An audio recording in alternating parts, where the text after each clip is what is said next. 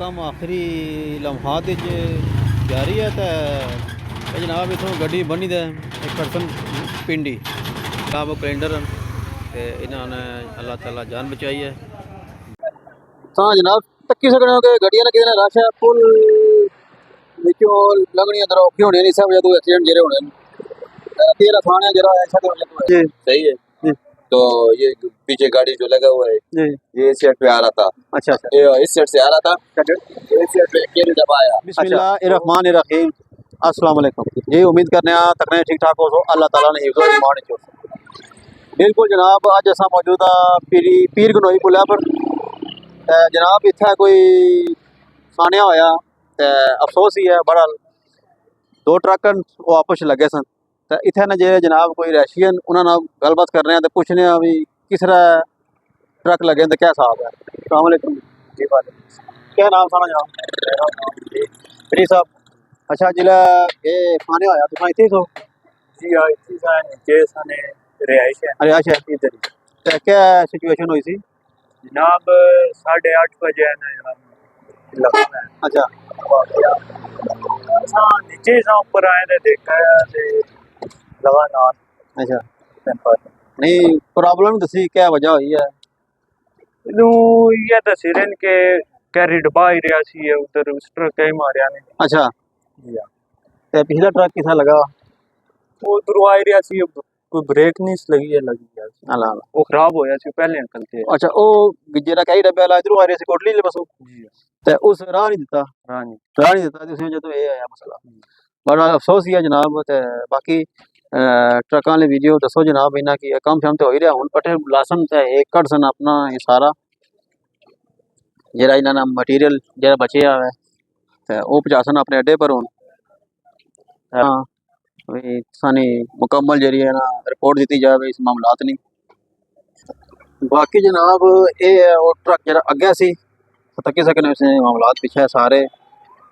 कम हो ही रहा सारा। अस्सलाम वालेकुम जनाब क्या हाल है ठीक हो खैरियत है आप मिस्त्री हो या ड्राइवर हो? नहीं जी हम लोग मैकेनिक है आप? जी तो आपको पता है इसका सिचुएशन का? हाँ सब कुछ पता है। आप बता सकते हैं? था ये जो टूब नहीं हम लोग ने बोला था जी सही है जी तो ये पीछे गाड़ी जो लगा हुआ है जी ये इस साइड पे आ रहा था। अच्छा अच्छा ये इस साइड से आ रहा था इस साइड पे केरी दबाया। अच्छा तो वो केरी डबे के बचाने के लिए अपने जान को खतरे में डाल के ये चक्कर हुआ है। अच्छा अच्छा अच्छा वो कई डब्बे वाला किधर चला गया वो चला गया लेकिन उसमें फैमिली था। अच्छा अच्छा उन लोगों को बचाए शुक्र है खुदा के। अभी ड्राइवर भी बचा हुआ है कैलेंडर थोड़ा जख्मी था हुआ अस्पताल में। हाँ चलो अल्लाह ताला रहम करने वाला। जगह भी क्यों सी है ना ये पुल है तो खतरनाक जगह थी बहुत खतरनाक तो अल्लाह ताला ने बचाया। नुकसान तो चलो गाड़ी का नुकसान हुआ बाकी जानवर जो है वो बचा हुआ है बचा हो गया। चलो अल्लाह पाक है। बाकी जनाब अगर चलने तकने दूई पिछली गड्डी जी है उसना क्या कुछ नुकसान होया बाकी सारी गड्डी खुलते हुई है सारी सारा सामान सा कह रहे बाकी जनाब ऐसा तक सकने ये जगह जी है बड़ी ही खतरनाक पुल है जो एक्सीडेंट जितना होया ऐसा तक सकने या पिछली गड्डी है लगी है।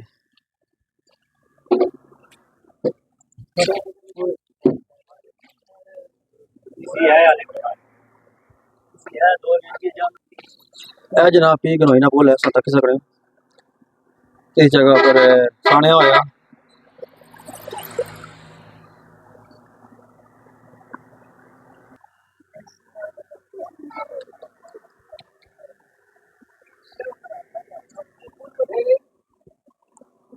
हाँ जनाब तक्की सकने हो कि गड्डियां ने कितने रश है पुल विचों लगनी अंदर औखी होनी नहीं सब जदों एक्सीडेंट जेरे होने तेरा थाने जरा ऐसा तो होया।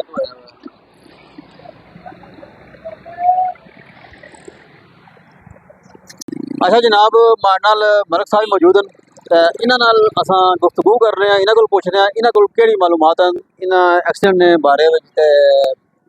ट्रकां ने हवाले नाल क्या कोई मालूमात है ना जी मलक साहब क्या हाल है खैरियत जी वालेकुम सलाम ठीक ठाक जी। अच्छा जी ये दसो ये बड़ा मतलब कि दिली दुख है इंसानियत पर नुकसान तो काफ़ी सारा हो गया मालकां ना जानी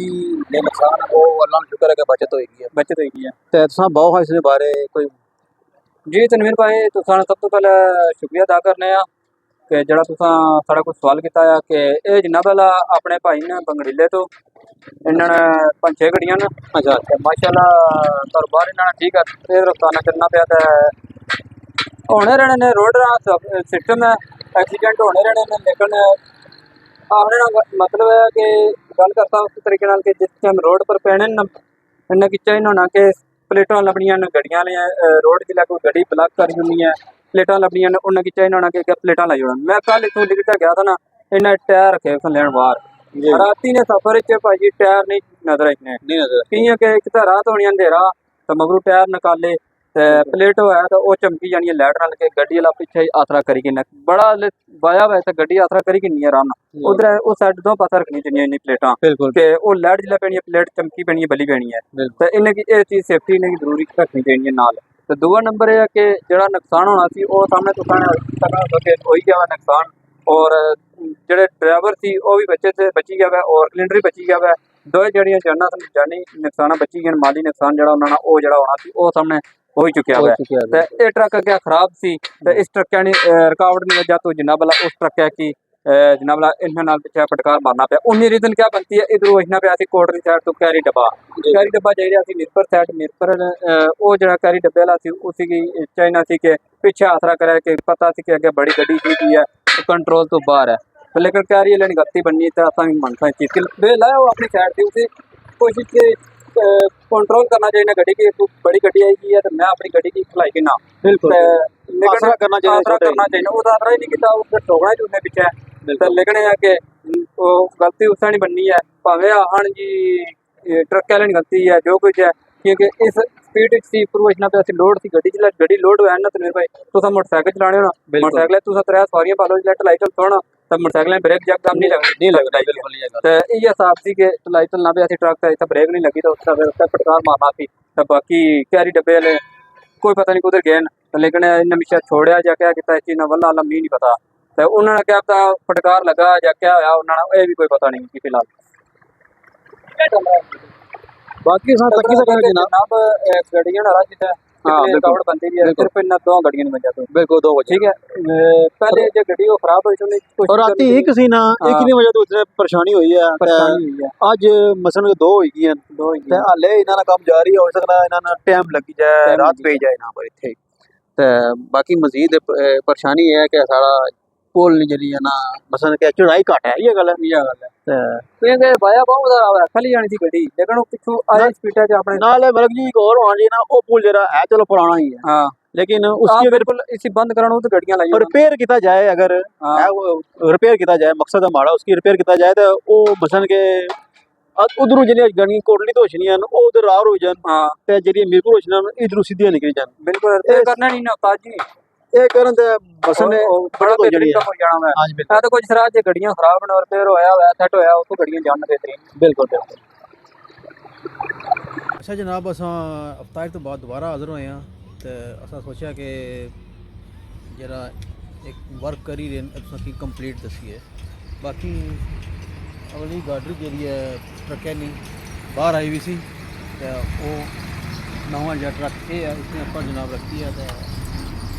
बनने लगे तो इसने ऊपर रखी था फिर एक क्या ग्यारह तक या जिथे भी रिपेयरिंग कराने वास्ते खर्च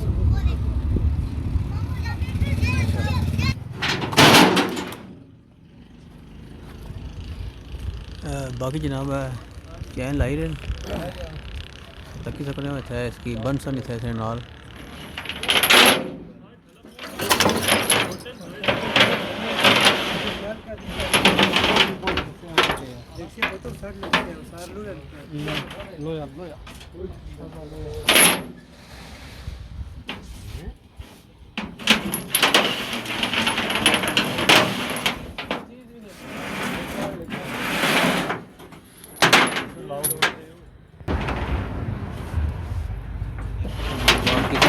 जनाब जोड़ी देन इसके ऊपर संगल मासन इसकी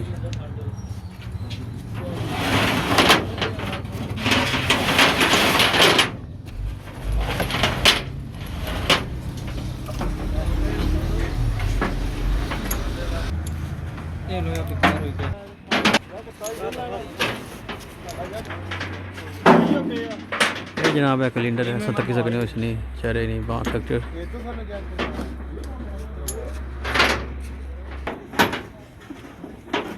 बाकी है जनाब सारा मटीरियल उसने ट्रक है ना पिछले ना ये लाया ने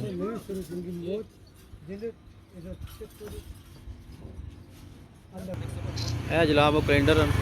ते इन्होंने अल्लाह ताला जान बचाई है बाजू फ्रैक्चर होया ना इन्होंने है जनाब वो संगल जरा इसकी बासन गाड़ रही की इस टाइम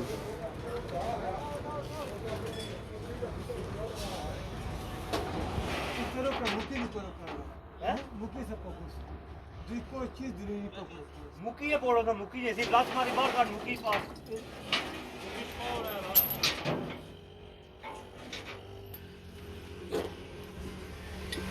इस तरह नहीं जनाब फिर तक सकने कम हो ही रहा है लेकिन गड्डियां आसरा नहीं कर रही क्योंकि कम हो ही रहा है हैवी ट्रैफिक जी जा रही है